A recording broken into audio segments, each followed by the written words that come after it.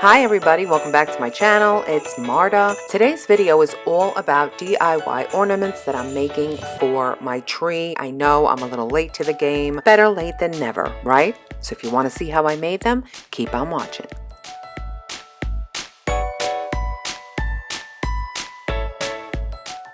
So if you've been following me for a minute, you know that I recently bought this VersaTool.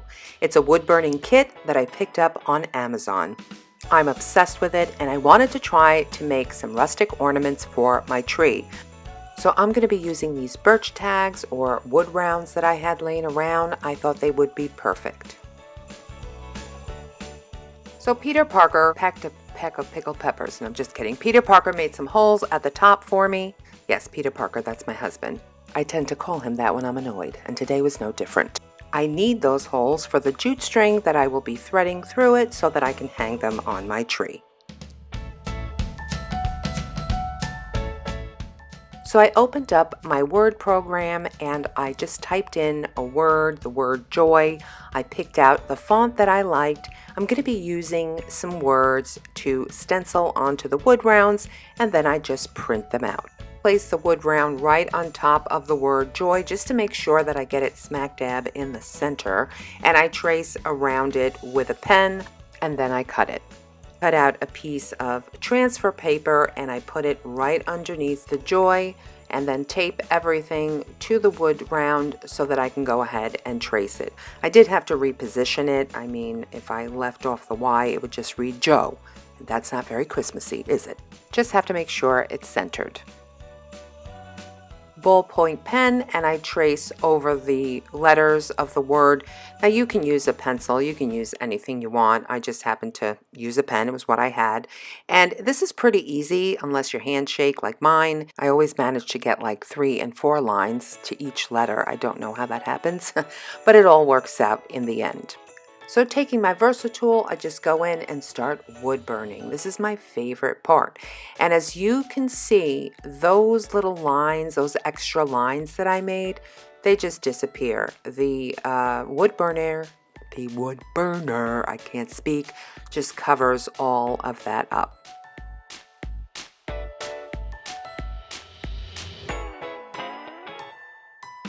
Now before I show you how I hang these to the tree, I just wanted to share a few of the ones that I made and how I made them. I found a really great picture on Pinterest and I will leave the link if I can find it, I promise. It was done with vinyl, like with a Cricut, and they adhered the vinyl to the actual wood round. It was a picture of a nativity scene and I thought it was gorgeous. I'm going to attempt to draw this myself instead of using my Cricut. Now I'm no Picasso, and keep in mind this is an abstract picture. It's not meant to be perfect, okay? I also drew a circle the size of my wood round so I knew the space that I was going to be working with. So I cut around the circle, taped the picture onto my wood round and did the same exact thing by using transfer paper to trace it and then go on to wood burn.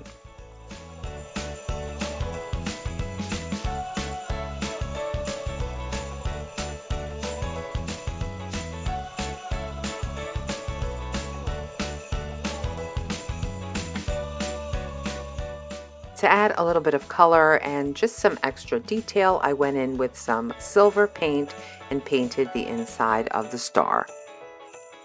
I also went on to make a little squiggly Christmas tree, super easy to make. Starting at the top and getting bigger as you go down, you just make lines left to right and then go over it with the wood burning tool. Okay, I promise. Just one more before I show you how I string these onto a tree. Not my real tree because I'm going to do a home tour and I don't want you to see my tree just yet. But I think that I was channeling my inner Bob Ross. We're kind of like twins. We have the same hair. Now I swear to you, I do not know how to draw. When I draw people, they are stick people. But on this particular day, it was like my hand wasn't my own. I started drawing some trees, and then I am going to go over it with my wood burning tool and paint it towards the bottom to make it look like snow. Now, I'm not going to do a whole lot of talking, but I'm just going to let you witness this miracle because it truly is a miracle. I don't know how I did this.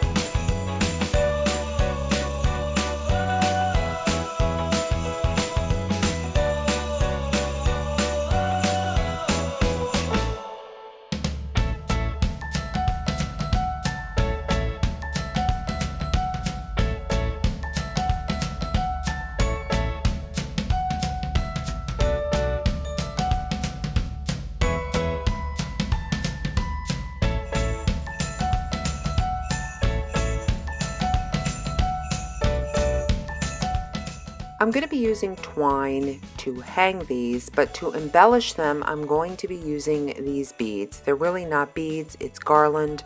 Well, beaded garland. They're from Hearth and Hand. I picked them up last year after Christmas during their 90% sale. Great buy, they were $1.50. So I just decided to cut them up and pull them apart and use the beads because I loved the color. I take the twine and I put it through the hole on the top of the wood round. I didn't show you, but I did make one that says Noel. I made so many of these things. And then I am just going to take the very top of the twine, twist it around, and feed it through the bead. Now, I didn't have to light it on fire or put any tape on it because the wood bead was actually very big and the hole was large, so this was easy. Pull the bead down all the way down so that it touches the very top of your wood round, and then I make a knot and secure it so that it doesn't move up and down. And finally, a slip knot up on top, as long or as short as you want. Snip the ends and we're done.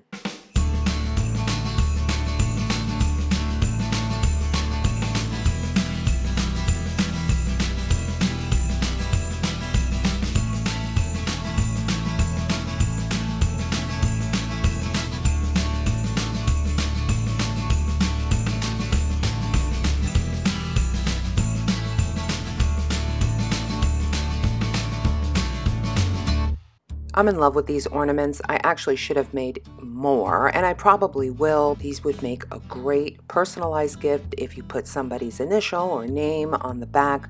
I love the way they came out. Some of them I did add beads to, and some of them I just wanted to, not take away from the actual picture, so I didn't add a bead. Super easy to do. I know the ones that I drew, probably not so easy if you don't know how to draw. But you can try it. I don't know how to draw or paint, but don't be afraid to try something new. You won't know what you're capable of unless you try. Yes, sometimes your stag or deer head will look like Scooby-Doo, but it's all good. He really does look like Scooby, doesn't he? Look at that nose. I can't.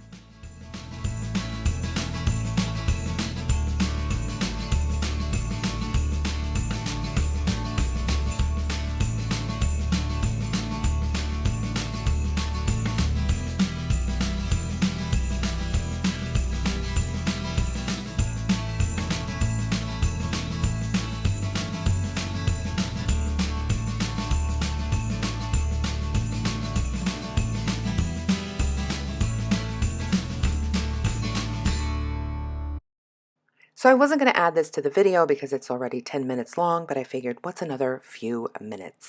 I wanted to share with you how I upgraded these Dollar Tree balls or bulbs. I'm not really sure what the proper way of saying this is, but these are the larger ones. They're $1 each. You can certainly get the smaller ones. They would work just as well.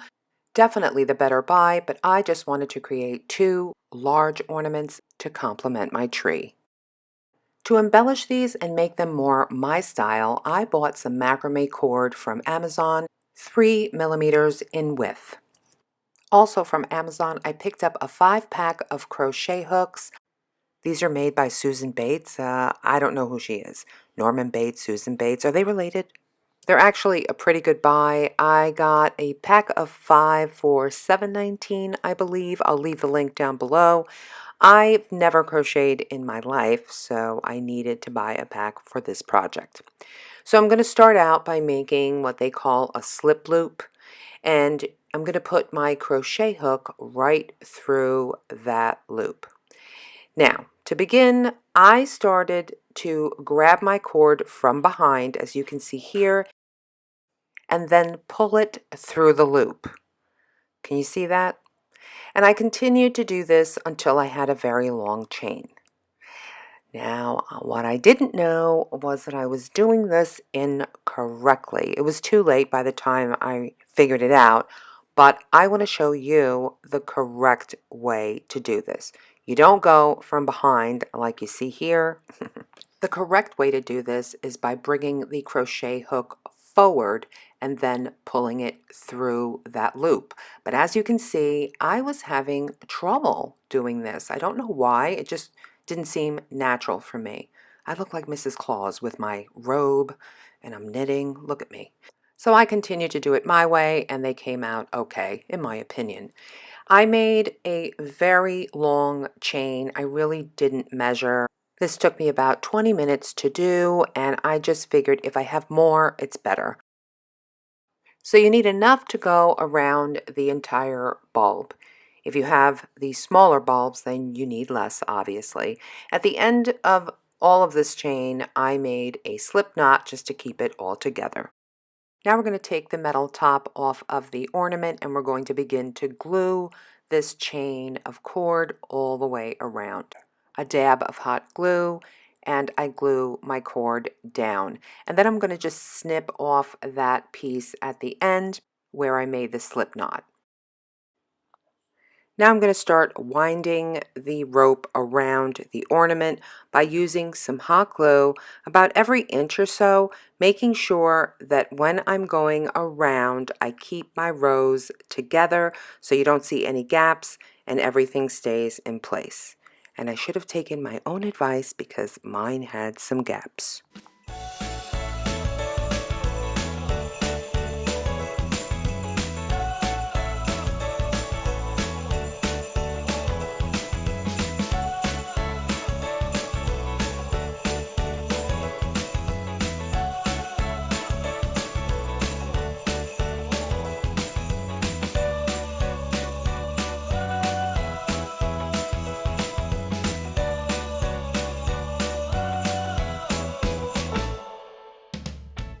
When you get to the bottom, you add a dab of hot glue, press it into place, and snip off any of the excess cording.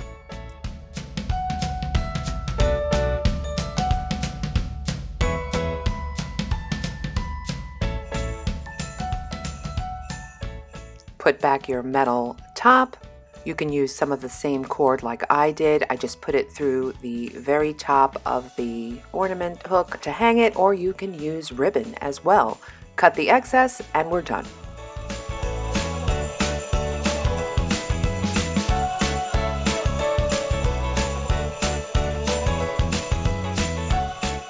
Did these come out perfect? Absolutely not, especially because I was stitching or crocheting the wrong way, but I tried something new. This is not my idea. I actually found a website or a blog post. Her name is Laura, and the name of the site is The Little Yellow Wheelbarrow. I'll be leaving the link to her page down below. She has some really kick-butt DIYs. They are gorgeous. But as far as these ornaments are concerned, my God, they look so expensive. I really love the way they came out, mistakes and all. These were actually very easy to make. The longest part was really just making that cord so long. But sometimes DIYs take time, and sometimes they don't come out the way that you expect them to come out, but the key is not to be discouraged. Let me know down in the comments if you are going to try something new soon.